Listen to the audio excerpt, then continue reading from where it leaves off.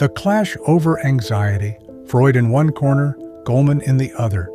Think about anxiety, that familiar feeling that rises in your throat and settles on your chest before an important meeting, or sometimes for no clear reason at all. Now ask yourself, where does this uninvited guest come from? Is it a whisper from the unresolved conflicts of your childhood, buried deep in your unconscious? Or is it just a simple misfire in your brain's amygdala circuit? In one corner stands Sigmund Freud with his famous pipe and a look that seems to have decoded everything. In the other corner stands Daniel Goleman in his executive suit and tie, speaking a language full of emotional intelligence and self-management. Neither is going to be knocked out. We just want to see how far apart they really are and whether they ever meet. Freud. Anxiety is the sound of struggle inside the prison of the unconscious. For Freud, anxiety is never superficial or accidental. He says you must search for anxiety in the depths of the unconscious iceberg. This sound is the result of a battle among three great forces inside you: the id, that ever-hungry child of pleasure and instinct; the superego, the voice of conscience and shoulds; and the ego, the poor thing trying to reconcile the two with reality.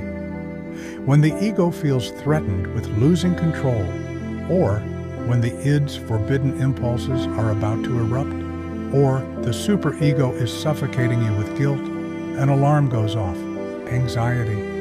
Neurotic anxiety means fear of being punished by your own hidden desires. Moral anxiety means guilt.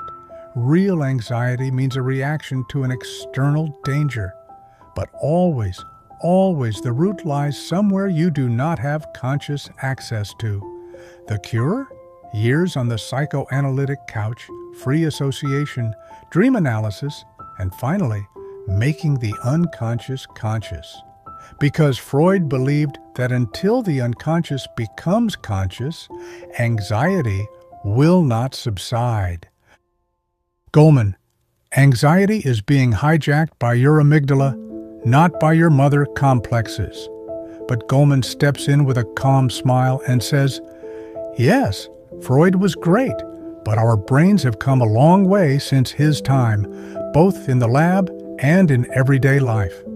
From Goleman's perspective, anxiety is a simple evolutionary circuit in the brain.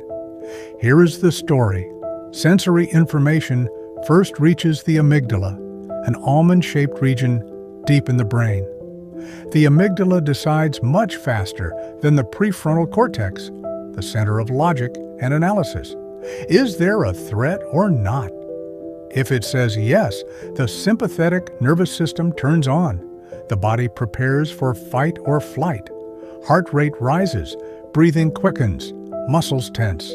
That is anxiety. But here is the catch. The amygdala, in detecting threats, sometimes overdoes it. A simple piece of feedback from a friend, it reads as a catastrophe. A routine message, it interprets as an insult.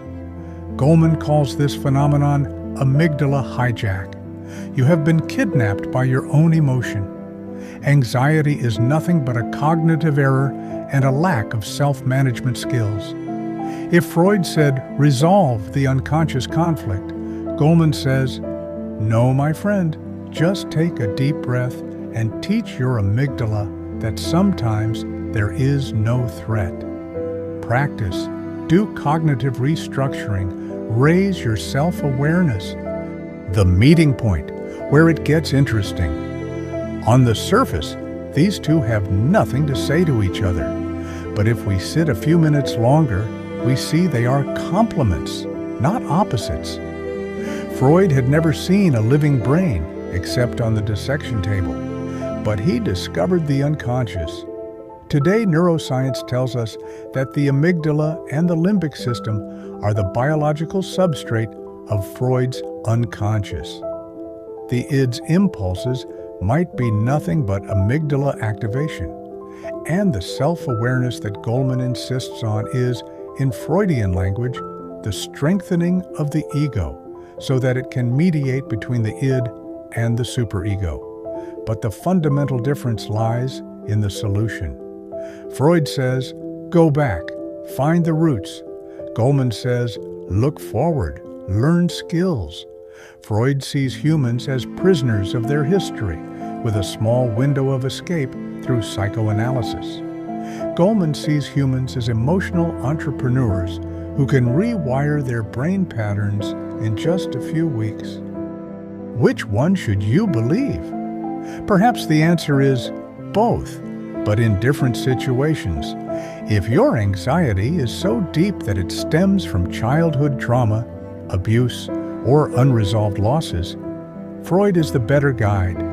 But if your anxiety is that heart-pounding before a speech, that unexplained restlessness on Sunday mornings, or that fear that stops you from making decisions, Goleman offers more immediate and effective tools. So maybe the best thing to do is this.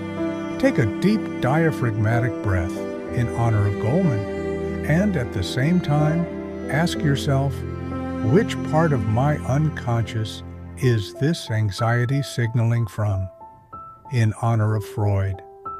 In between, you yourself are the greatest expert on your own life.